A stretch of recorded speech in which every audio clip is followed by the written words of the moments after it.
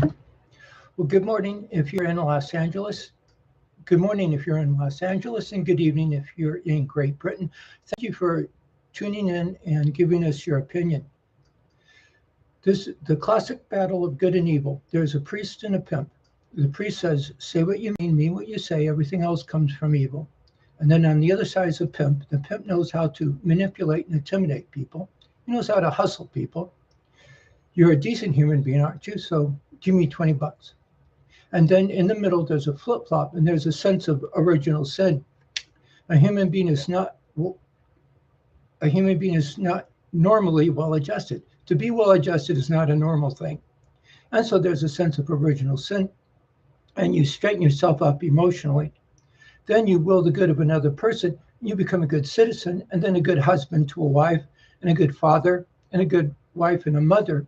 And it spills into home economics. And home economics is what we're after here. Home economics is when the married couple is the base economic unit. It's a basic brick. It's the smallest economic thing. 10-year-olds can't pay for their mommies. Mommies can't take care of their kids, and go out and have other jobs, and so it becomes the smallest economic thing.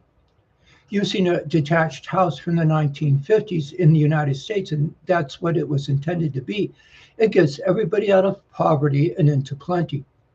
And so if you picture a house, go off to the side, start with farming and mining, and then above that, manufacturing, above that, wholesale, retail, and repair, above that, retirement, education, and recreation.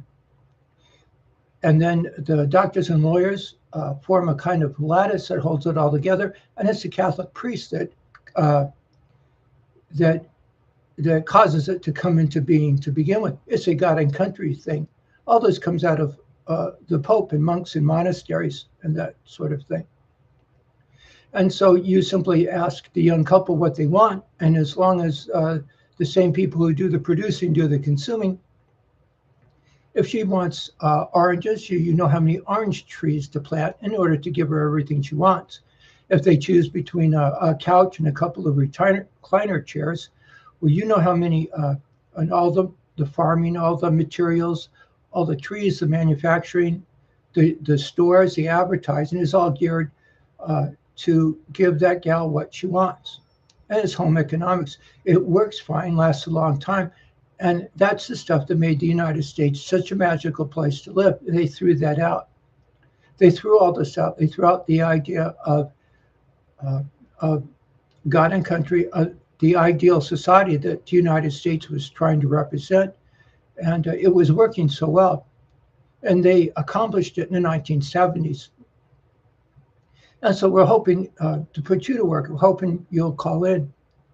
They pushed us into a consumption society, is what it's called back then. And things are just getting to the point where everybody's hitting bottom. That's what it's supposed to happen. We're supposed to collapse and then starve by the billions, and then they come in and take over, and they never say what it is they want to do. That's a famous thing. Communists and atheists, they never say where they want to end up. It's always some phrase such as, "Oh, everything will run itself," that sort of thing. Anyhow, you've seen them on YouTube and other places. There's some poor gal I was watching. She's in a closet. She's talking because her toddler is she's sharing the same bedroom with him, and she doesn't want to wake him up, and she's just beside herself. She just says, "I can't to do this anymore," and she can't do it. She's not going to be able to do it. It doesn't work out that way. She'll collapse, and everything will collapse with it. And so we're hoping to get a gang together to go back to being a stereotypical Yank. I'm just a race of Christ. I'm an average Joe. And to that end, you have to be the gal. We need two things. You have to be the gal that's the stereotypical 1950s housewife, and you have to step forward and say, okay, this is how much money I need. This is a budget I need in order to get the shop running. There's a 3-bedroom brick house. You have 2.2 children and a hubby. There's how big of a house do you need? How big is the living room? It usually has a living room, a dining room, a kitchen to support the dining room, a bedroom and a bathroom to support everything, a utility room to come and a backyard so the kids can play in, a bedroom that's maybe 10 by 12 feet to hold two boys or two girls, that sort of thing. There was a time when you could look this stuff up. There was a time when they had universities with colleges of home economics in them, but they're long since gone. By the way, word of warning, you don't trust government statistics. Just take them and throw them out the window. It all has to come from you. So you're going to have to hear this. You're going to have to be that gal, whether you're in Tollsbury, England, or in in California. You're just going to have to chime in and say, okay, this is what I need to get things done. And if you're a guy, you're going to have to ask this important question: how many hours do I have to work? In my school days, it was always the proverbial plumber. So how much does a plumber make? And what's the difference between those two numbers, and between the household budget and what he makes? And then how many hours would he have to work in order to come up with that budget? If you can come up with those two things, then you can get started. You know where to go, and you know how to get there. It's actually in the United States. This is coming to you from Tucson. It's a 4-step process, to jump the gun a little, to get things out. The first stage is to publicize a sense of original sin. The Pope holds the moral high ground. And so you're going to have to straighten yourself out emotionally, and you have to be told that it's not a natural thing at all. Sex is the easiest thing. If you're a young man, sit in a chair, fantasize about the gals until you become sexually aroused. Open your eyes, do it again, only this time you're fantasizing about actually getting the gals pregnant. And there you go. Now you'll understand what a sense of original sin is with a snap of a finger. Both, by the way, both the Catholic and the atheist defined mental illness as the normal taken into the abnormal, from a cold to the flu to pneumonia. And that's just what happens. That's just what a human being does and society does. The Catholics will say, hold on, go in the other direction, from pneumonia back to the flu and back to the cold. And the cold is not good. That's normal, but not good enough. And so you put that sack right side in, and you feel it as if you're having to make the grade, and in a way you are.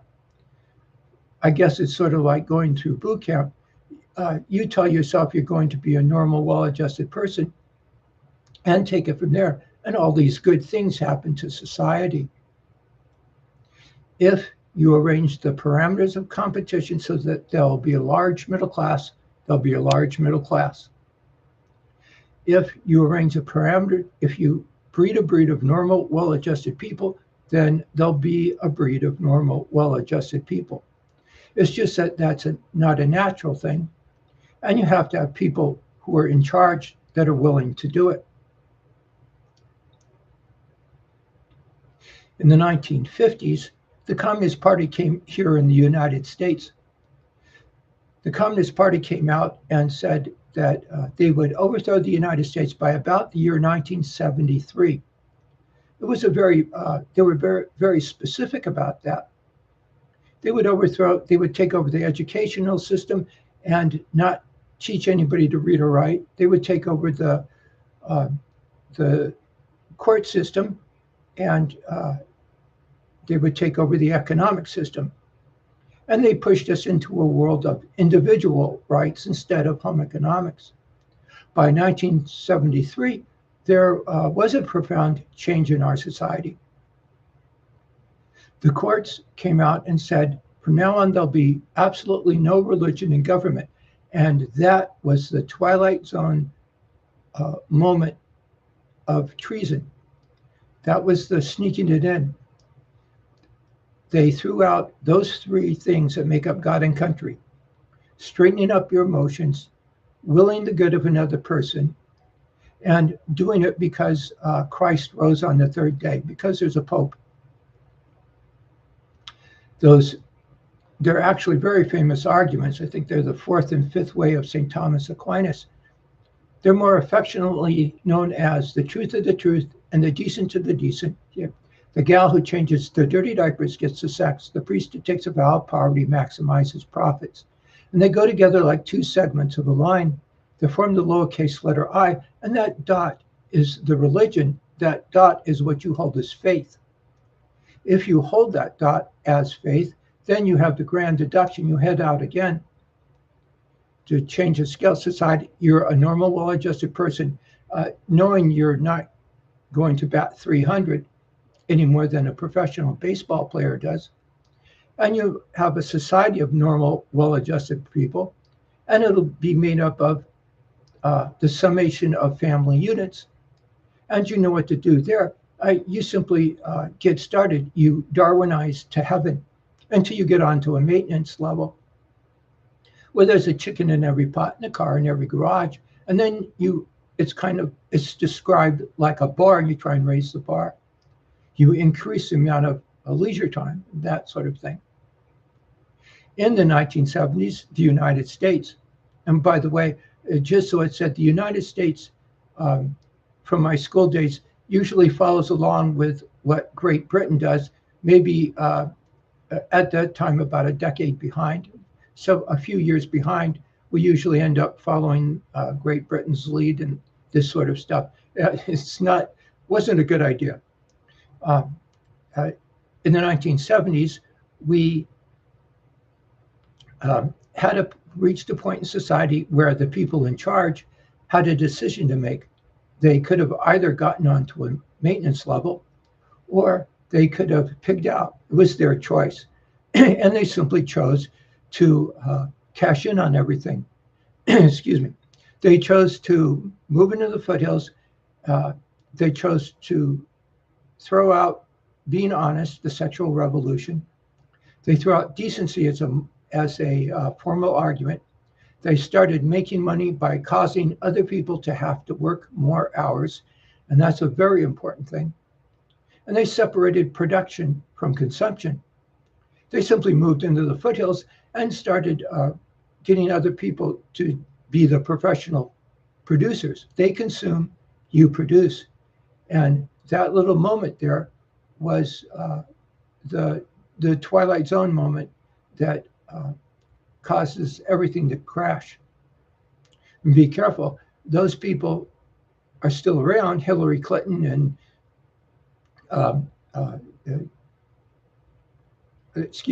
Harry the hippie, Al the Afro, and Donna the feminist, but they're not going to be around longer. And I guarantee you, as soon as they pass on, the next generation is going to look at you and they're going to say, what in the world are you doing? Why didn't you do something about it?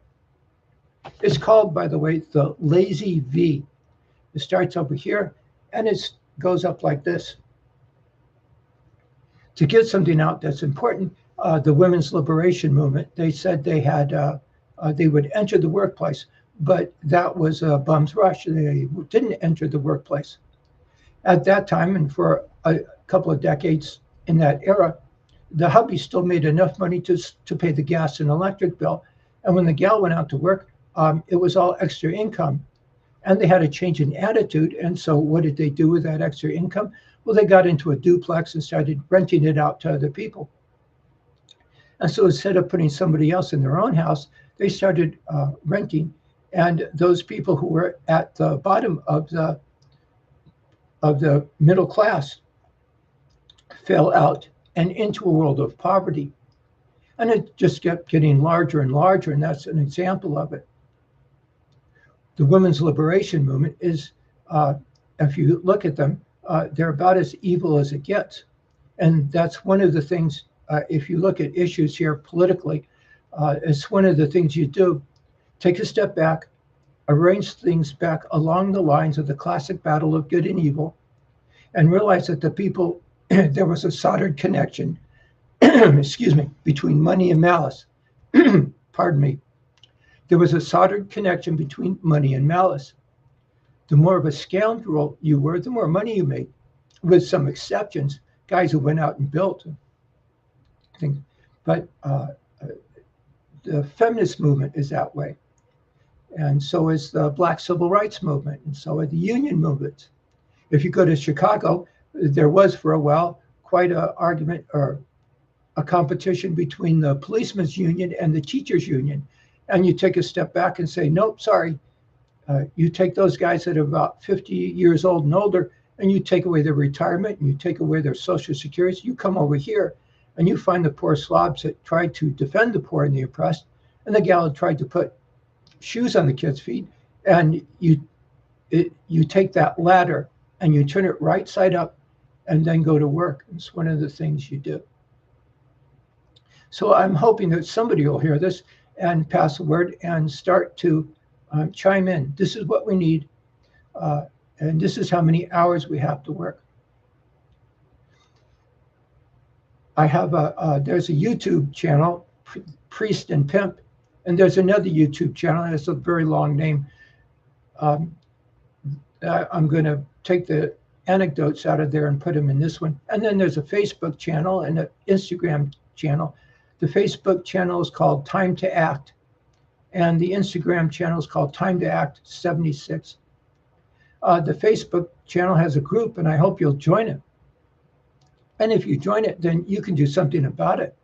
You'll be amazed. I'll guarantee you there'll be the quote-unquote left-wing gal, the hippie gal over there, and she'll be right next to the quote-unquote conservative gal, and they'll be trying to put food on the dinner table, and there'll be the guy, and he'll be the cowboy and the hippie, and they'll both be on the same side, and you come over here. That said, one of the things we did is we took a gal here in Tucson. Oh, well, I went out and checked a gal, and we gave her an income of about $50,000, which is a very high income for a gal going out and working. She's a trained secretary. A real hotshot trained secretary makes about $45,000 around here. In other words, it was a healthy, a little over $3,000 a month with after taxes. Which, if this were 1973, that would be a doctor, and they would be going to the country club on the weekends and taking Wednesdays off. And there would also be a huge middle class. Those days are over. Anyhow, well, we started adding things up here. It was about $900 for daycare to watch somebody else raise their child. About the same for health insurance. It was about $1,500, a very healthy $1,500 for rent for a one-bedroom apartment. Anything less was you didn't want a child living in. And we started adding up clothes, about $100 a month, and that's very frugal. And dental insurance, which doesn't include all the deductibles. And it passed her income so quickly that it's silly. You're not going to do it. You're not going to be able to make ends meet. But if you came over here, you had a house, you don't rent property to other people, you don't rent property from other people. And the first thing you do is you can take away the daycare stuff. You're a professional person. You can add a mortgage, but you can deduct the rent. And so you can add that. And the other things that come into being, things start to work out. Of course they work out, by the way. If you had the job of a public administrator, and you could start arranging the parameters of competition, a lot like the baseball commission arranges the parameters of competition, and it'll start to work out in a big hurry. It was a celebration of malice, and they did that maliciously. Just so it said, going back to 1973 or the early 70s, that was the era where the psychologists, there was an explosion of psychologists and counselors, the Diagnostic and Statistical Manual. And if I got them right, I always go by what the experts say they did, what the experts say Socrates and Plato did. At my level, excuse me, I drifted.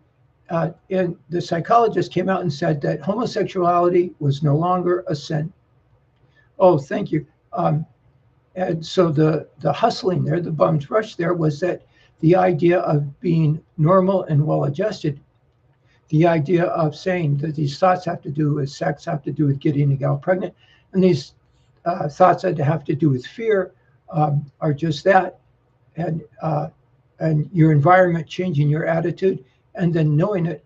In other words, what takes away your free will? Fear, sex, ignorance, and violence. It's a famous philosophical phrase. They threw that out. They threw out those three things that make up God and country: straightening up yourself emotionally, willing the good of another person, and doing it because of the Eucharist, the real presence of Christ in the Eucharist, the sacraments. And that was the hustle. And then just give it a few decades, and now there's Navy admirals running around like wearing dresses, and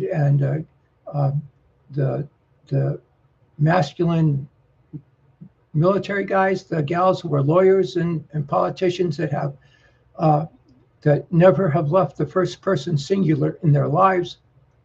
And it's just that, a celebration of malice. And they do the things that are appropriate to that, which causes poverty. And look around you. There are people living in the streets around here in the United States. That should be unheard of. I grew up in the house you're looking at, and it was a house that was built in right around 1950. Our dad was a repairman. Next door was a plumber. A couple doors down was a milkman, if you know who they were. Up the street was a guy who worked in a feed store, and all the houses were different, and they were all all the people who built them lived in them. And there's a doctor and lawyer neighborhood, it's about a mile down the road, and life went on. You take your hand as if you're pushing away. It's called subsidiary. And that all changed starting in the 1970s, as the University of Arizona is right down the street. And so they started buying a house, letting their children live in the house to go to school. And when they graduated, they would sell the house, and they would make money on it, because the very act of buying that house causes the prices of houses to go up. And it didn't bother them. They caused it. And then when the child graduated, they'd sell the house and make money. You, on the other hand, have plunged into poverty. And that was the act of treason. It was an act of treason, wasn't it? They just snuck it in. I would say something like they could have marched in with tanks and troops. They didn't, but they did throw bombs in the streets. You give us everything they want, or we'll tear it all down, says Donna Shalala, the first female Surgeon General in the year 1968 in review. I'm fighting for the violent overthrow of the United States government, says Angela Davis, putting her fist in the air. A few years back, when they had the riots, the Black Lives Matter riots, there she is. She must be at least in her 70s, and she's in Florida holding her fist in the air, putting her fist in the air, and I'm told getting about $30,000 a speech. Nothing's changed. They just cashed in on everything. And the shtick was to walk up to you and say, oh, it's all for a good cause. It's all for wiping out poverty. And I don't think that was quite the case. Jane Fonda, if people would just try communism, she'd say. And they did. They put people in China, and they made an entire generation all wear the same clothes. They simply enslaved everybody. And she's literally one of the people that causes you to live in poverty. I have to get something else out. I've been around and I've heard an awful lot of speeches. This is, I have one of those degrees where you're supposed to be doing this for a living. Wasn't very good at, but at least I tried. I've heard an awful lot of speeches. I've never heard anybody give a speech where they talked about favorably about working in a factory in a communist country. They just don't. It's horrible. And they don't mind a bit getting the guy and the gal, getting the gal to put her child in a daycare center and going work in a communist factory. They, Jane Fonda and Hillary Clinton and the Bill Clintons and who else? The Black civil rights guys. Those gals, they never went to live in the world they built. They moved into the foothills and caused you to go work in those factories. You have no business being there if you're a gal. If you're a young gal, you should be at the shopping mall with the Chinese gal and the Mexican gal, and you should be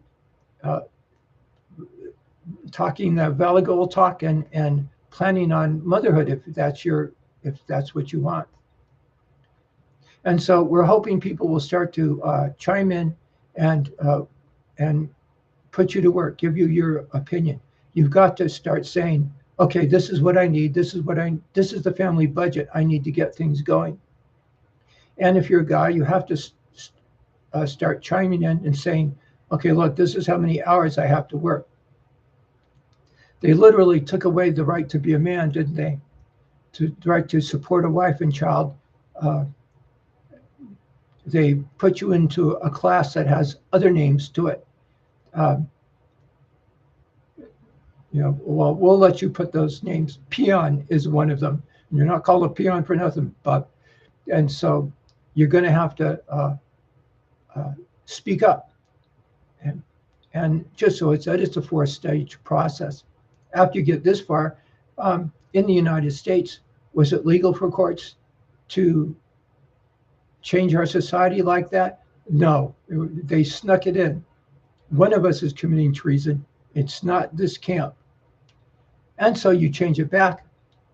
You change government back. That's the first stage. The second stage is to have a reallocation, just like a ladder that's upside down. You put the ladder back. Here in Tucson, as an example, somebody came in and bought about 1,000 houses and turned it into rental property.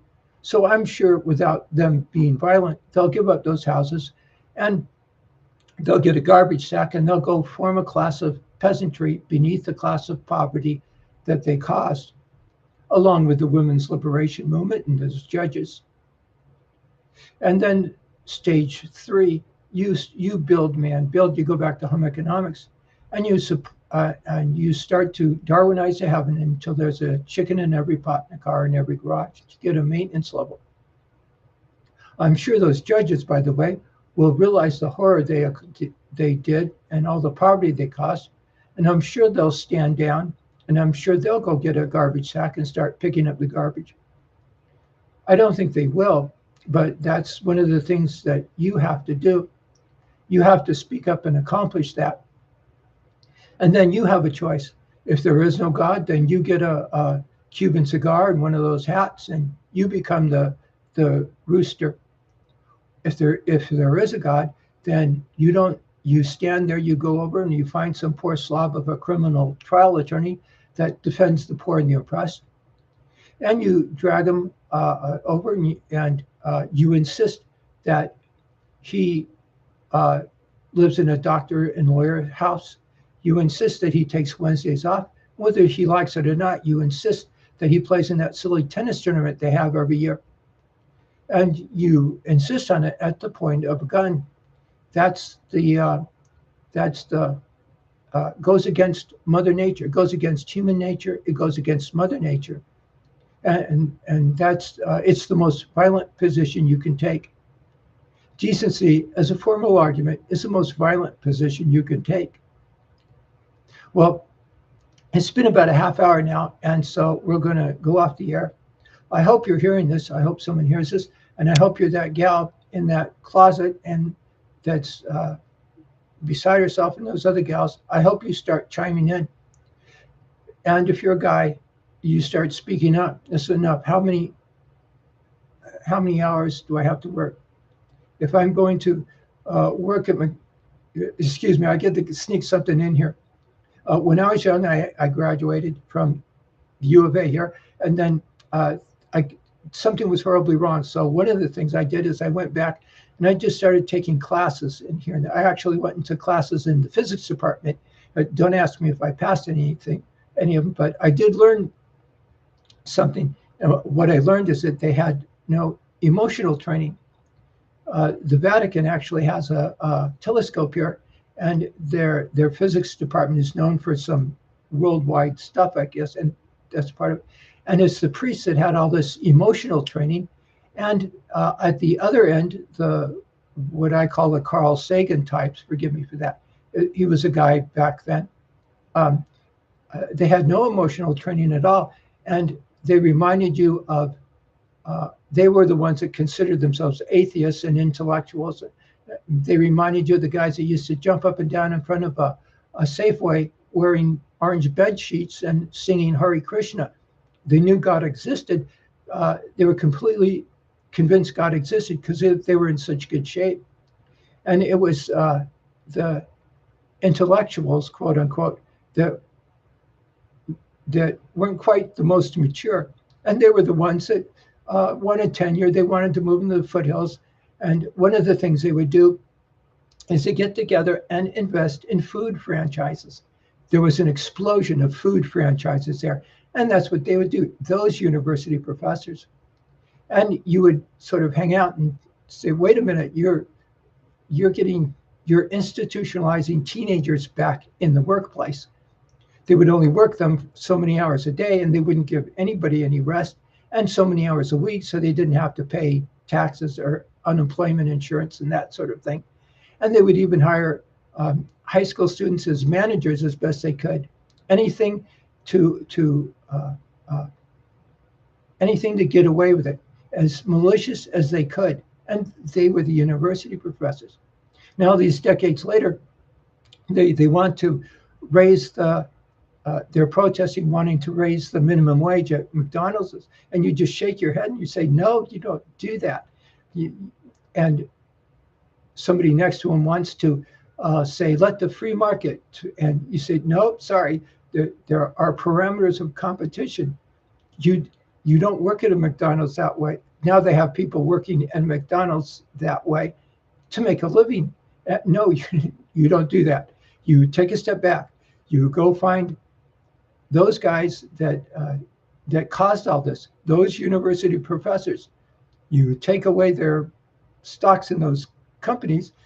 You take away their ownership, and you give them a garbage sack, and you tell them to go start picking up the garbage around here. Then, just as an example, to do things right, remember you have a society of normal, well-adjusted people, and some guy goes to college and he gets a business degree. He gets together with an architect and a lawyer and a guy who has a degree in culinary arts. And you go over to the high school and you find the future chefs of the world, and you have an owner-operator franchise. And you lay down the law. They don't hire teenagers. And so everybody lives in a house. Everybody gets out of poverty. The same people who do the producing do the consuming. And if you're going to be a mechanic, you might have an owner-operator brake franchise, or an owner-operator food franchise, hamburger, pizza franchise, if the franchises are appropriate. And that's how you do it. There are two different worlds.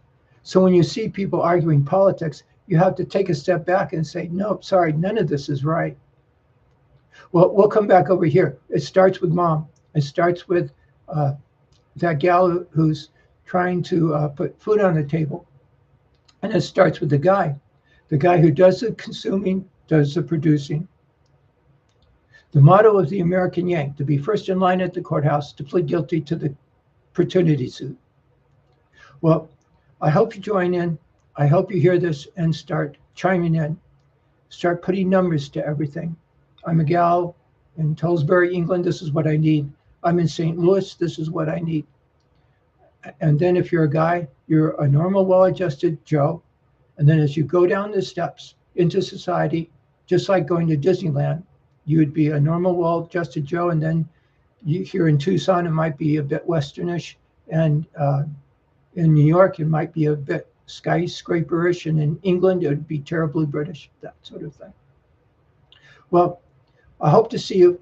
And I hope you go on the YouTube channel and the Facebook group, Time to Act on the Facebook group, and Priest and Pimp on YouTube. Thank you for hearing.